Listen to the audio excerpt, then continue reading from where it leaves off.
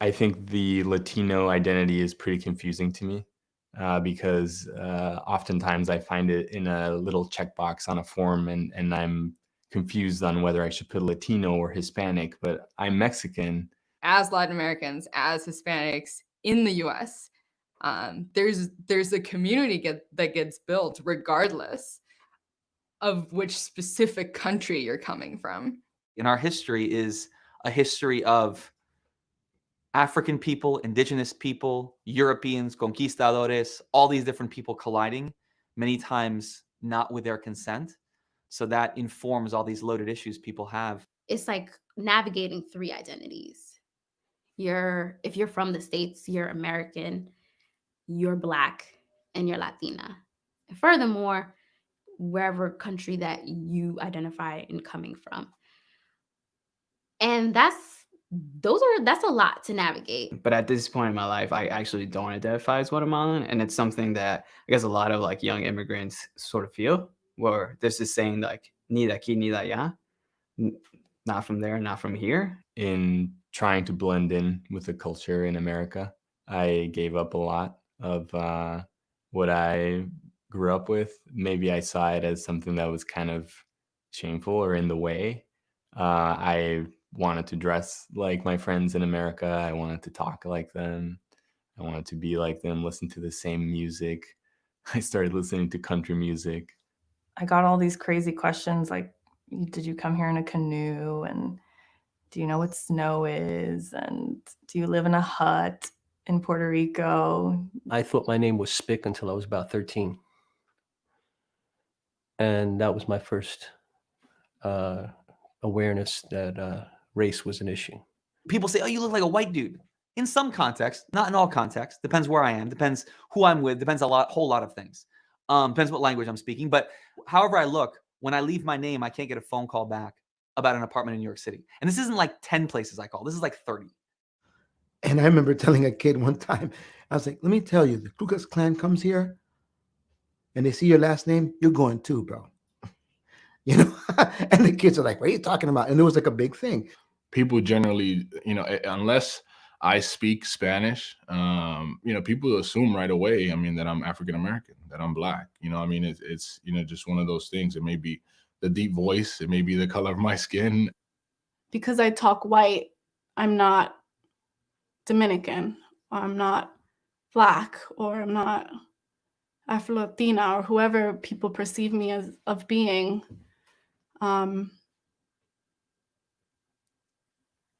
And that hurt, and that still hurts.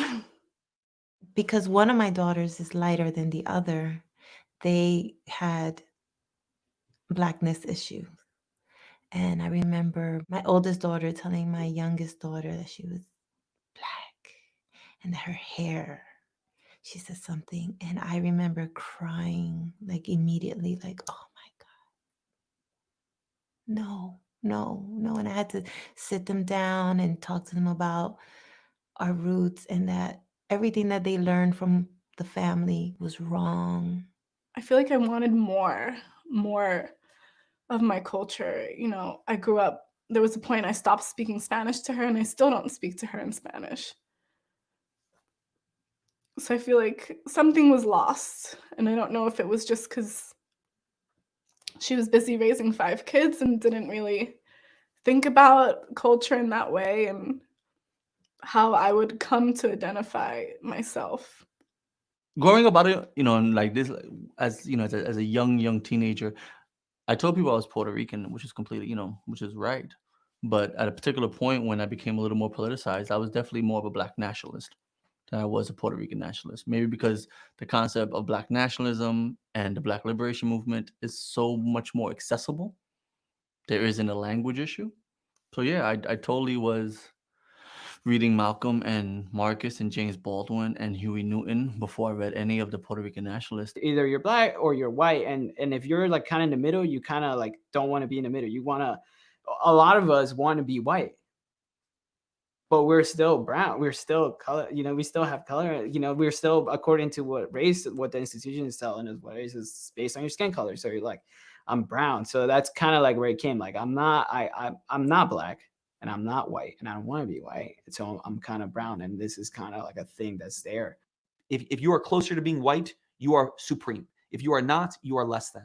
And to me, that's how I've understood it. And that's why I think it's very important that Latinos who look like me say, you identify as Latino, cool, Colombiano, cool, whatever else, but you benefit from light skin privilege. The fact that you have ojos claros, people want to fetishize that, understand what that means. However much I might want to say, oh my gosh, I'm so special because I have green eyes. You're perpetuating white supremacy by running with that. I'll talk to a young girl, a young teenager, and she'll say, I'm not white enough to fit into mainstream society. I'm not Black American enough to fit in that, in that faction of society. And I'm like, but you know what? You're the best person to be kind of like a connector between both, because in you is everything. And being Latino in an American kind of New World way is basically being a physical embodiment of how America began as we know it. So you're every woman. So for me, being Latino is being phenomenal.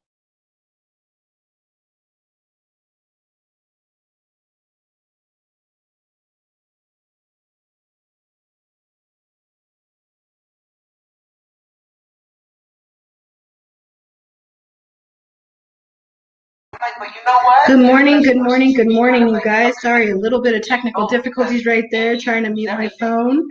Trying to mute my phone and make sure that the audio is turned down. Good morning, good morning, good morning, you guys. That was a video by the New York Times, if you guys caught some of it, and it is discussing race with Latinos, a conversation with Latinos about race. And the reason that I thought it was so important to put that video out in the beginning of this live stream is because it's going to be a bit about what we're going to talk about in this live stream. Don't mind the zit on my face. I have been battling with it for about a week now, but good morning. It is Wakey Bakey time. I'm going to take the hair down because I got to release all the tension from the night that have not quite released yet. So here we go. There it is. It is released, and now it is time to get started. I've got some pretty Princess Leia. Nice and sugar-coated. So pretty, so pretty. And we have it loaded in our ground up and loaded in the bowl. Good morning, Amy. Thank you for joining. So super stoked to be able to do this live stream. Today is my husband's 41st birthday. So we are going to be, celebrating. I can't release too many details because he watches this from work. So we've got some pretty Princess Leia on deck today. I've only got a little bit in this jar, but I have another ounce up there. And we're going to get started. So I'm going to cheers, everybody. Cheers, cheers. Please comment below. No matter where you're viewing this, please comment and let me know what you're toking on. And also, if you are commenting in the Facebook streams, you can have your comments pop up on screen like this. And if you have questions or comments, we can definitely answer your questions or communicate about your comments. Cheers, you guys.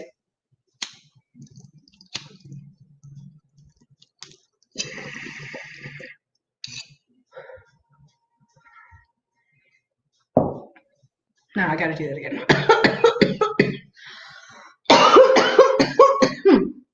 Cheers.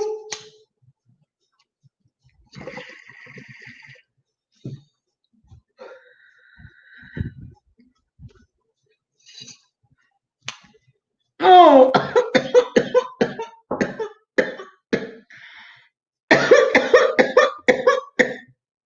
I'm sorry, Amy. I know that my siblings smoked brickweed for a long time. My parents smoked brickweed for a long time. Tienes una hermana en El Paso. My sister in El Paso, she would get brickweed all the time. It's all compacted and it smells like caca. And yeah, I'm so sorry. I wish that there was a way for us to scent. I really wish that weed would be federally legal now. And so, yeah. Oh, I wish I could send you some for sure. Good morning, Rick. Carrie Fisher, aka Princess Leia, was so proud she had a strain named after her. It is a fire strain. There's a dispensary here called Terrapin Care Station, and that was my first initial dispensary that I ever went to after legalization, and it was pretty much the only dispensary I stuck with. And now that I don't live in Aurora, I live a little bit further north of Denver. There wasn't a close Terrapin Care Station, so I had to look, and it's actually there's one in Boulder, and then there's one in downtown Denver. And I drove to the one in Boulder, and I thought I was going to get the same experience as the ones in Aurora. Wasn't the same experience, so I just got turned off about going to that Terrapin. But Terrapin has some of the best Princess Leia that I have had in the state. I cannot say that it is the best I have had, but it is the best I have had in the state. So, cheers to Terrapin. Let's see. I grew up on brickweed. Yes. You grew up on brickweed. I grew up with brickweed around us.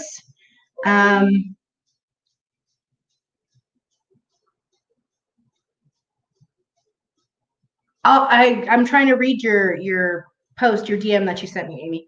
But yeah, I grew up with brickweed. Brickweed was everywhere. And then Cron came. Or Hydro came, and then Cron came, and this was Roswell.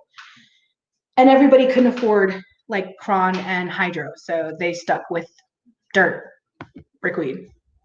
I'm old school enough to remember the Paraguay days.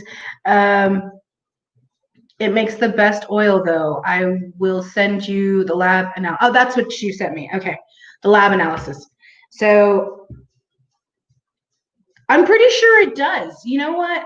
It's funny because I noticed that like the strains that I don't necessarily appreciate because when smoking, those strains can make some of the best edibles and produce some of the best oils and produce some of the best tinctures, simply because the like the makeup, the terpenes, everything that gets broken down and in combination with the cannabinoids, it makes the whole experience lifted. So sometimes it is better to create oils out of the weed that you don't necessarily enjoy smoking. I do agree with that. No worries. Sorry to derail the conversation, but it is truly broad spectrum oil. Dope. Yeah, I'll definitely read it after this live stream. Thank you for that. I gotta pop my little amoxicillin. I'm having dental surgery on Monday, Father's Day. So, wah. Sucks. But it is something that has been long overdue and long needed. And with the progress that I've been pushing for self-improvement, self-growth, self-clarity, self-classification, self-whatever, because I was pretty much out there. And I can admit for a very long time, I was not even for the initial stages of me entering this cannabis space, because in essence, my intention was to join the community because my platform and what I've been standing on for justice and growth is always community focused. It's always about the benefit of the community, because if you benefit the community, then you have growth from the foundation up. And you can look at videos that I've said from years ago about the same thing, because that's always been what the mental focus was. And I've always used the example of foundation and homes. If you don't have a solid foundation, everything else that you build up is going to fall eventually. It's not going to stay sturdy. It's not going to be stable. So I feel like the cannabis industry was built with that, not with that in mind, but that example is like the cannabis industry is a perfect example for that. There we go. Found the words.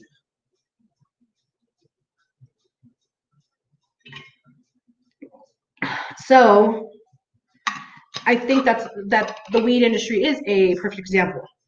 The hemp industry, if you want to separate it, because I know some people separate it, is a perfect example of how when you don't create a solid foundation, which would have been the community aspect, which would have been the principles of the culture, and having those be a driving force in how we build the industry.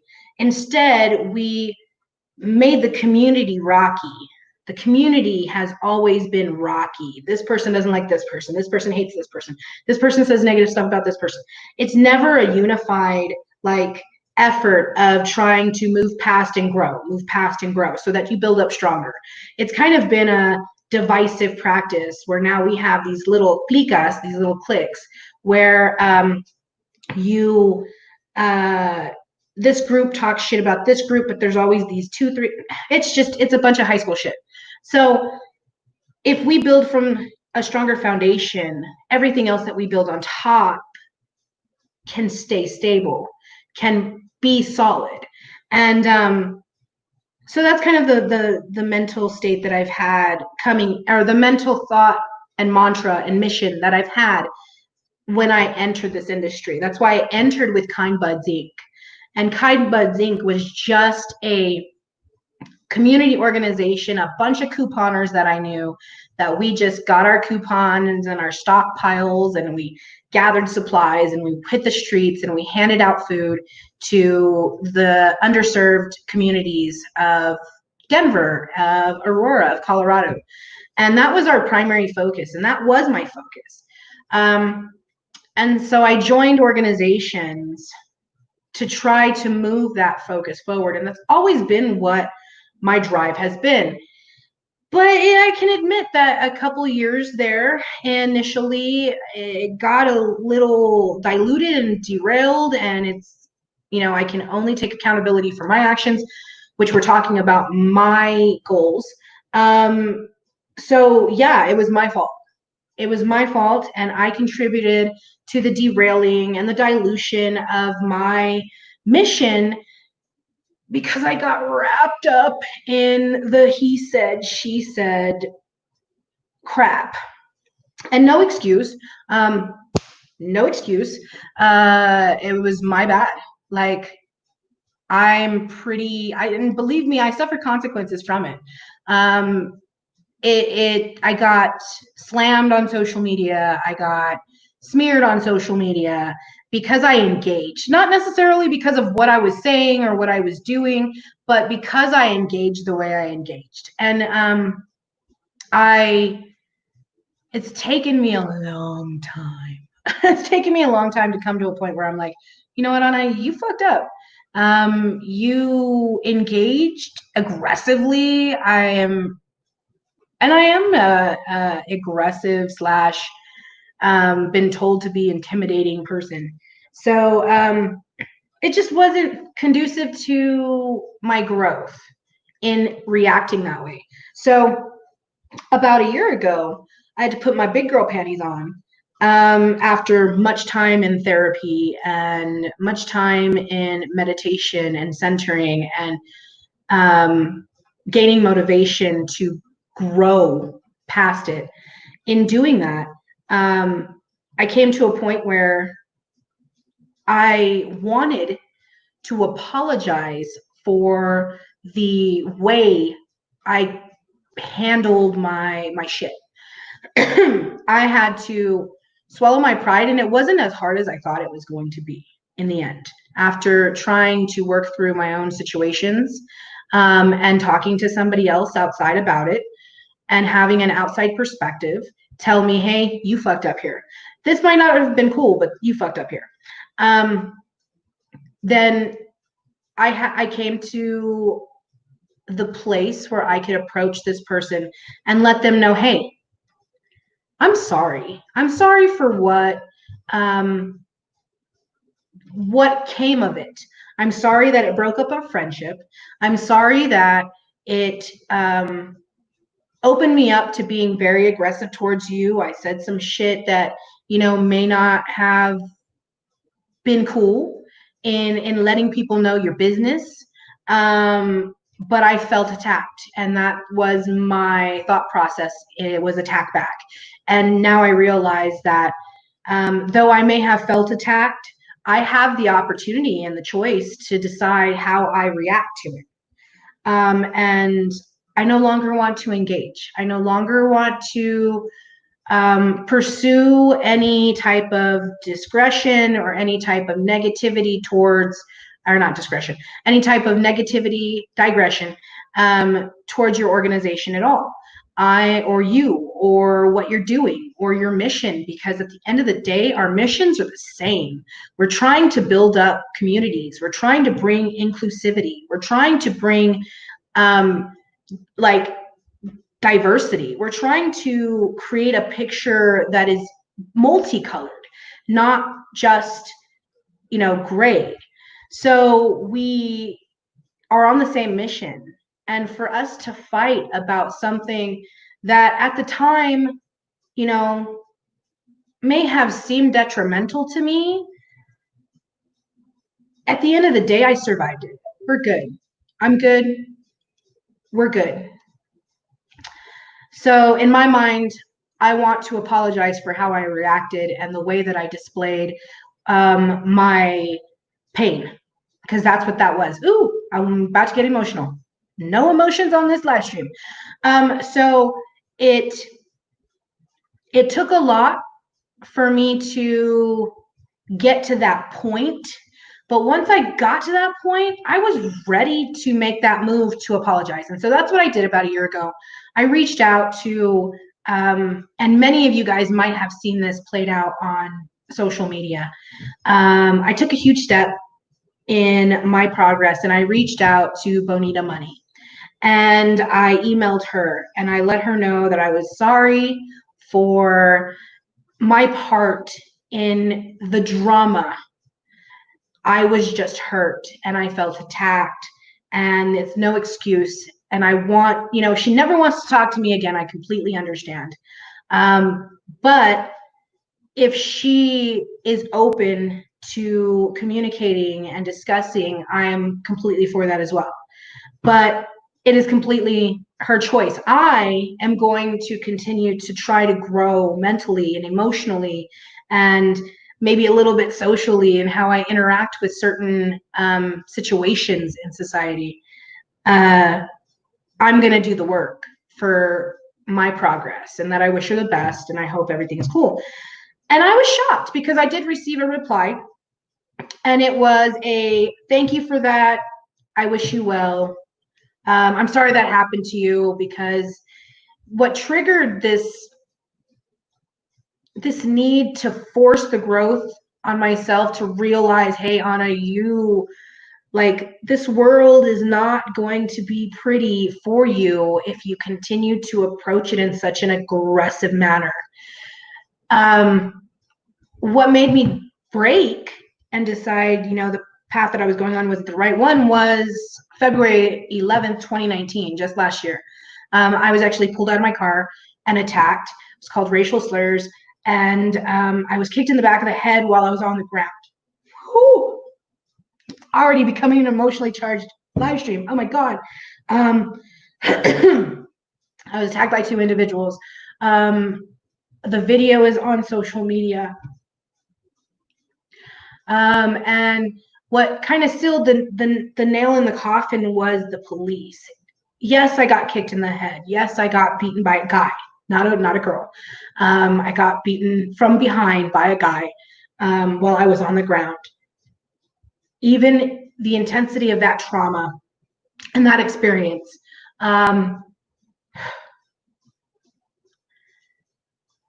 what sealed the nail was the police interaction afterwards, when they showed up and they basically called me and my family, who had run on scene. That's where I was heading, was my family's home when all this happened. My family showed up on scene, all of them black individuals, and they were called thugs. We were called a crew. And I'm like, whoa, wait a minute, what? Are you seriously calling us a crew? Why'd you call your crew? Why did you call your crew? Like, that's my family. What are you talking about? That's not a crew. That's my family. Like, I don't even want to talk to you, police officer. And that kind of sealed the nail. Like, I got angry. I went from being emotionally distraught because I was just taken out of my car, called a wetback, and stomp kicked in the back of my head. I went from being emotionally stuck in that to being angry because the injustice just continued. Like, you're still stimulating what was driving them to pull me out of my car in the first place. Like, wow. In the situation, I was eye-opening. So I shut down, I shut off. I didn't want to talk to the cop. I didn't want to talk to nobody. Just give me my fucking ticket, because they gave me a ticket. They gave me a ticket for mutual fighting. So it made me very angry. And even to this day, it gives me mixed emotions. I get very saddened by what happened to me, and it gives me a little bit of anxiety. Then I get angry. So I had to realize no more. No more engaging in angry practices. No more engaging in that. It's not doing any good for my health. It's not doing any good for my mental state. It's not doing any good for society. It's not bringing any growth. How is this helping the community? It's not. So I sought therapy, and I had to go through a couple therapists because, you know, sometimes it happens. And it's been a journey of mental growth, and focusing on that journey of mental growth had to come as a priority for me in order to do it. So 2 years progress, like even before the February incident, like I was on the path of trying to get to the state of wanting to not be so angry all the time, because the anger and the stress, it's caused my health to digress. So I'm having heart issues, and at 37, I am dealing with, whoa, and this is what happens. I'm dealing with my own, you know, consequences from how I've allowed myself to react. And now, and for the last, I can honestly say, for the last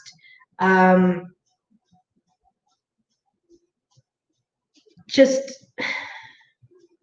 like 2 years, I'd say, it's been taking steps, just taking steps and taking steps. And that's what it takes. So anybody out there who might feel like, man, I can't handle this. It's overwhelming, or this is going on. What am I doing? I feel like it's something within me. Like, don't be too hard on yourself. It happens. Sometimes we lose track of what we, or how we can reach those goals. You know, sometimes we decide that this is not okay. This is not the way it should be. And sometimes we realize it takes us. It doesn't take outside. Maybe it takes internal change. We don't have control over how other people act. We don't have control over how other people navigate their journeys. We might view them, but we don't control them. At the end of the day, we control our own paths. So I had to acknowledge that I was not doing what I was set out to do with this life. And everything in my life was telling me, hey, Anna, look inside. Look inside. So I took those. I finally fucking listened. I finally opened my ears and said, hey, okay, I hear you. We're good. We're going to start doing these steps. So that's what it took. And it had, like, I had to find my own motivation. Like, as much as I had my husband and my children, and I can't really say that I had my family. My family deals with their own stuff. So I don't try to involve like extended family in my drama. But my friends, my husband, my children, as much as they loved and supported me, there was not something that they could do for me. I had to do it for myself. And it's been hard.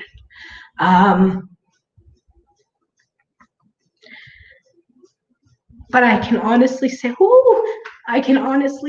that for the first time in a long time, I feel like me. So that's what's up. No more tears. Ooh, that's a good thing though. Those are happy tears. Those are, I'm finally feeling like I'm on my path now and I'm who I am, and the quirky, goofy, silly person is what's up. And I love her and I've missed her. And I'm not going to engage in it anymore. It's not worth that. I will engage in justice. I will engage when it comes to injustice, but I will approach it differently. I have learned that a lot of growth takes you learning how to approach a situation instead of how to deal with a situation. How you approach it can guide the tone of the situation at the end. So that goes for just people in general. Woo! No more. So that's what's up. That's what I'm getting to. I didn't expect it to take as long as it did. But of course, you guys know that my live streams have been about an hour lately. But let's go through some of these comments. This is so horrible. I'm sorry that happened to you. You've definitely grown. Thank you, Monica. That's another thing, is learning how to appreciate. It's hard for me to take compliments or any type of appreciation towards the things that I do, because I feel like I do things that people should do for one another. So I'm learning to accept compliments. Thank you for that. And honestly, it takes somebody, even one individual, just recognizing your truth to help you progress as well. So thank you for being a part of that on my journey, because that's, woo. One love for sure, Luke, always. Consciously changing your vibration, that is the energy you have, both internal and external, to a different tune is the easiest way to retain brains like ours. I was where you were and still am at a certain level, but growth is daily thing. We just try better, try again, choose happy is mantra. Yes, my love. Yes, yes, yes. I actually started a channel which I need to edit some videos and put on there on YouTube. But and the reason I went to La Reina De Mota is because motivation is something that I've been calling these videos motivational, motivation, because we smoke and we talk about just, real shit.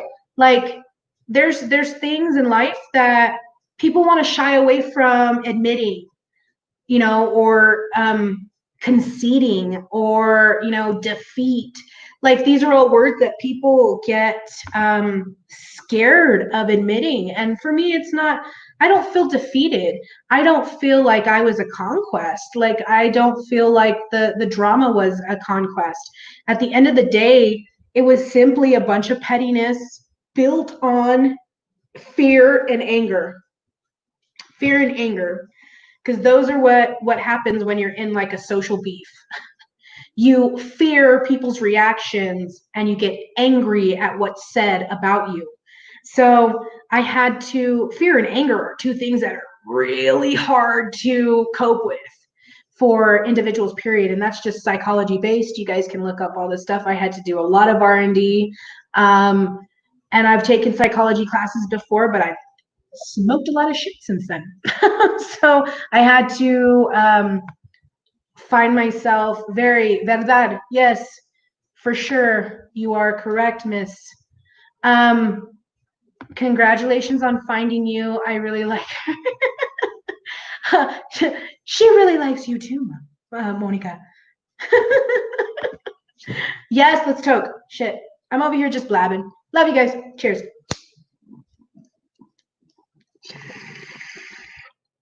But yeah. And I find now that I've been working on it for myself, like I can recognize it in the people around me. So I'm like, when they're trying to shift blame, because shifting blame is always the easiest way of it's the easiest way of allowing yourself to continue bad behavior or non like it doesn't stimulate growth, the behavior that just stunts you. And that's what that is. Anger for me was something that was keeping me immature, keeping me down, keeping me just frustrated and stressed out. And you know, because as much as I wanted to fight injustice, I felt like I was being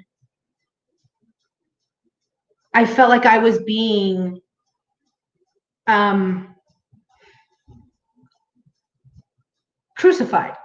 So I felt like I was being sacrificed by just speaking up for myself.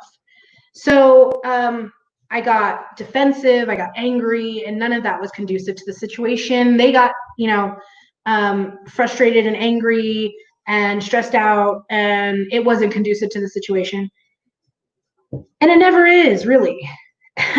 So yeah, it's taken a lot of work. And I know that, like, I've been told that it's trying to get stirred up again, and I'm not engaging, I'm not doing it. It's just not going to happen. I got to worry about my health.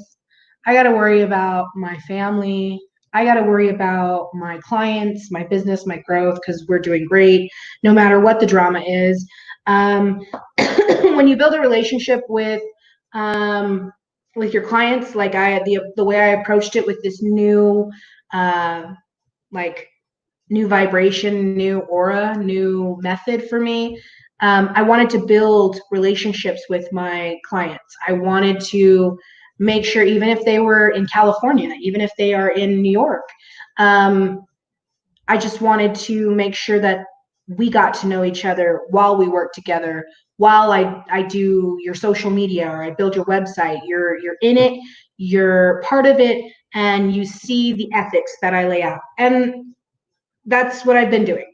So staying in the path, keeping it up, doing my thing, and handling my business, and standing up and speaking when I need to use my voice. Because honestly, you guys, you need to watch a movie called The Hate You Give. And it's based on the principle of Thug Life. The hate you give little infants fucks everybody. It was something that Tupac said and stated, and that's what Thug Life stood for him, was the hate you give little infants fucks everybody. So the seeds that you plant in children, if they're hate seeds, it screws everybody at the end of the day. So yeah, you need to watch that movie because there's so many good statements to how we react and how the reaction is what can bring forth the consequences at the end of the day, additional consequences, making it worse, making it huger than it has to be.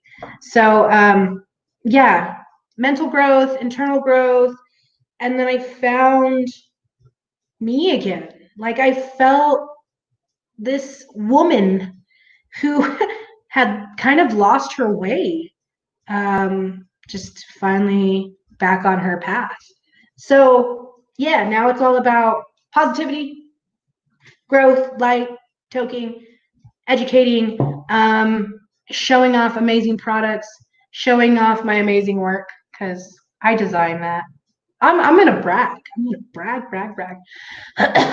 That's all me, boo.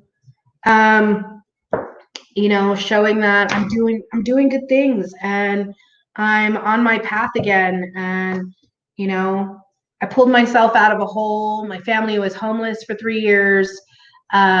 Geez, I've never been homeless in my life. And when I was finally faced with homelessness, it was with a family of 5. So it was pretty hard. And we dealt with it. And now we've been in our home since October. It's just when you plant good seeds internally, good things happen. So we were on a pretty rocky path, and now we're on a pretty good path. So I'm super stoked. My nose is getting all stuffy, but we got a token. Cheers.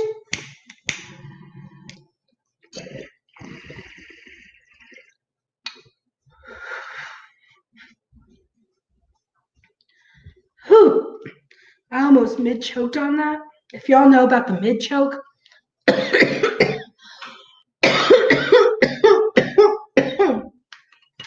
stoner problems.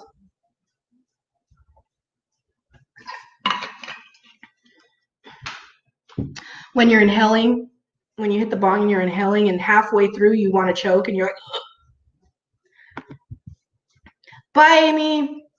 Yes, let's talk soon. More is going to be coming out about Can I Catwalk, you guys. Cheers. Monica is like amazing, you guys. You guys need to follow Monica. She is just a ball of like curiosity. She's thriving for information. She's eager to learn more and do more, and she's just amazing. Like we have to be able to say those type of things about each other too, and not make it so, you know, uncomfortable. I know that was a thing that was for me too. Like I didn't want to sound like I was kissing ass. I just wanted to give people praise. You know what I mean? So on another positive note, today, this is going to be these colors. Blue, pink, purple. Yay. I'm going to dye my hair today. If you guys saw me a few years ago, like probably initially when I first came into the industry, like I had regular colored hair, like my normal colored hair, right? Because I hadn't done anything with my hair in a while. I went and bleached it and dyed it green. Like literally my entire head was green. So there's pictures of me back in the day, long hair, green. I used to wear glasses. I used to call myself the stoner couponer because I when I entered this industry, like I actually couponed. And then I learned about couponing for weed. People really didn't use coupons back in the day, like for weed. I don't think a lot of people knew about it either, because I'd always get told like there's coupons for weed. Yeah, I don't think the general community knew. So like I would do reviews on freaking apps and stuff like that for couponing and teach people how to coupon, which I might start doing again. I know there's a lot of you that want to learn how to coupon. Oh, it's so amazing. Like I'll show you how to buy toilet paper in 4 shopping hauls. You'll never have to buy toilet paper for a year. For a whole year. Never have to buy it. You'll already have it. It saves you lots of money. And it only costs you like maybe $100. So yeah. So those type of things. And then I just kind of stopped doing stuff with my hair. I cut my hair, I changed it back. People told me that I wasn't gonna get taken seriously because my hair was all kinds of colors. And I didn't dye my hair for 4 years. It grew super long, and yeah, I just kind of gave up. Don't want to give up no more. So my hair's been red. It's been like a pinkish, and now it's fading into this, I don't know what it is. My haircut's growing out nice though. I like it. And so I think I'm gonna do like, because my roots are gonna stay darker. And we're gonna do like maybe this with strips of these. What do y'all think? I don't know. We'll see. But yeah, I'm stoned. Look at my eyes are all glossy and red. Super glossy. That look at how shiny that light. Look at oh, that's nice. Nice way to start Saturday. I've got things to do, you guys. Thank you so much. Oh, pertaining to the video, the base point that I wanted to make about the introduction video, I know it's 45 minutes in and I'm barely addressing this now. I'm so sorry. So the video talks to Latinos about race. And you'll hear several mentions of, and you'll see that Latinos come in every shade. We come from very light to very dark. We all have indigenous blood. We all have roots in Africa. That's because humans came from Africa. I don't know how many times I have to say this. It shocks me sometimes to think, oh my goodness, like, oh my goodness, how can you self-hate? Like, everybody is black. We are. Do your DNA.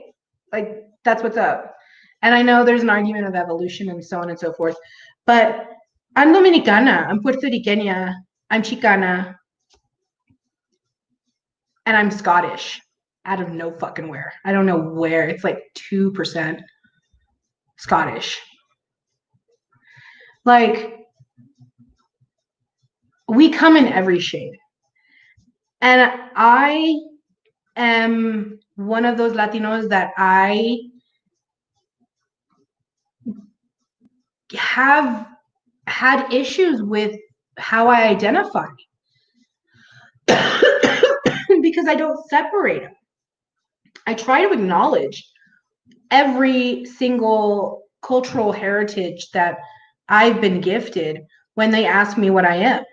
I'll be like, I'm Puerto Riqueña, Dominicana, Chicana, and Scottish. And it was Irish for a long time because my father told me I was Irish. And look, I tattooed a four-leaf clover, tribal four-leaf clover on my arm, and then found out through DNA test that I was not Irish. So I was like, but maybe I'll find out that I am somewhere along the line. But yeah, I mean, I just looking at my DNA results, wow. I'm like 14% African, like 24% Spanish. No, 12% Spanish, 24% indigenous. And my heritage or my line is tied to settlers in New Mexico, which makes sense because my grandma was born there and her family was born there and they all were born in the same area of Mescalero. And so yeah, it was cool to see it on paper and to see like all the areas that my bloodline stems from. And it's vast. And it speaks to the video and how Latinos come in every shade. Like, and like I made a post the other day on Facebook about, racism from Latinos. Like, it's embarrassing. Like, hardcore racism from Latinos is embarrassing for me. Like, inside it feels embarrassing because we should be relating to this movement. We should be joining our voices for this movement. We should be uniting because it's going to take critical mass. And to see any type of pushback from our own people it's embarrassing. So have a great day and stay blessed. Thanks, Rick.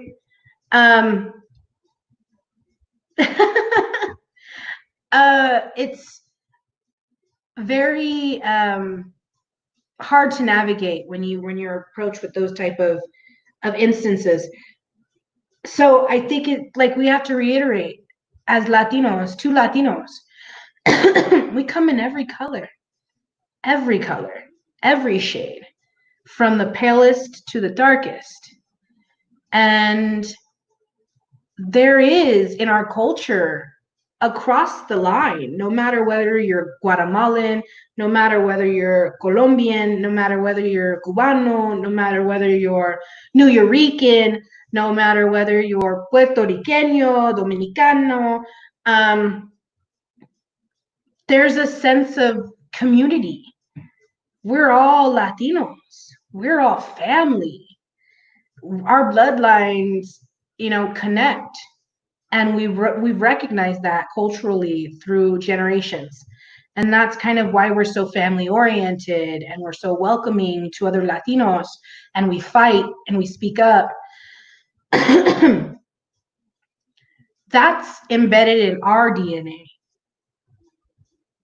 We should be speaking up now more than ever.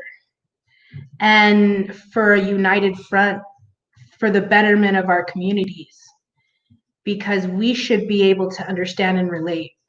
And so,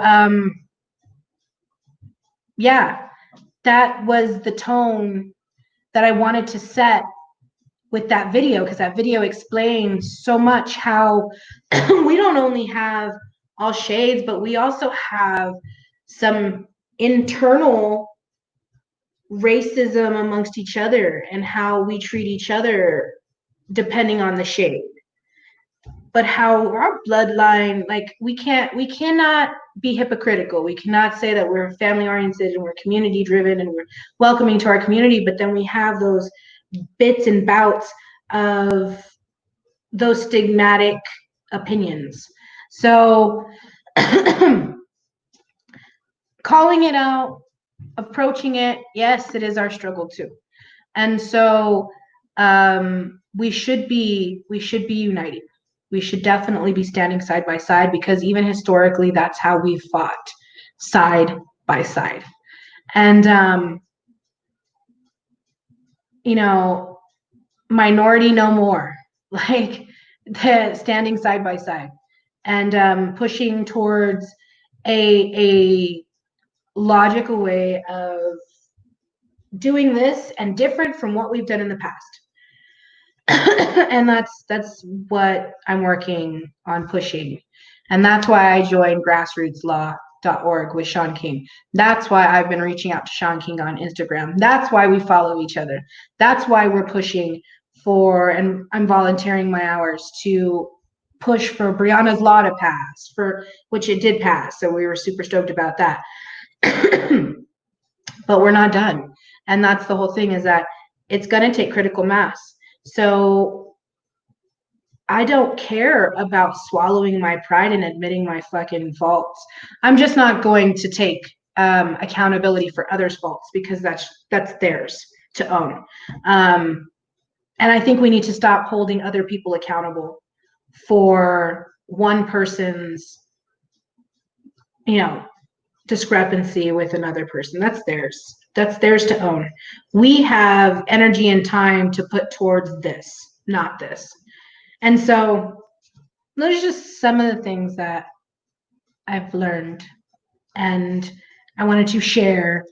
And I feel like it needs to be said, because I see a lot of rebuts to not connecting or joining the fight together or making this a united effort, because people of color include Latinos, include Asians, include natives, there's a vast group of people of color. So a united front with all, to benefit all who are suffering from the injustices of this country, I think it's just it would be a remarkable feat. And I think it is a doable effort if we can all, bring ourselves to understand that the drive is what the mission and the drive is what should be the united front, not the personal opinions on one another. You have to put personal opinion aside and push towards the mission and what's going to be the best way to approach the goal. Strategic. And that's what's up. So I think strategically, if we were to stay on a fighting level of a communal effort, together is the best. So yeah, I'm baked, but I'm gonna say cheers to you guys. We're gonna be I gotta know what I gotta do.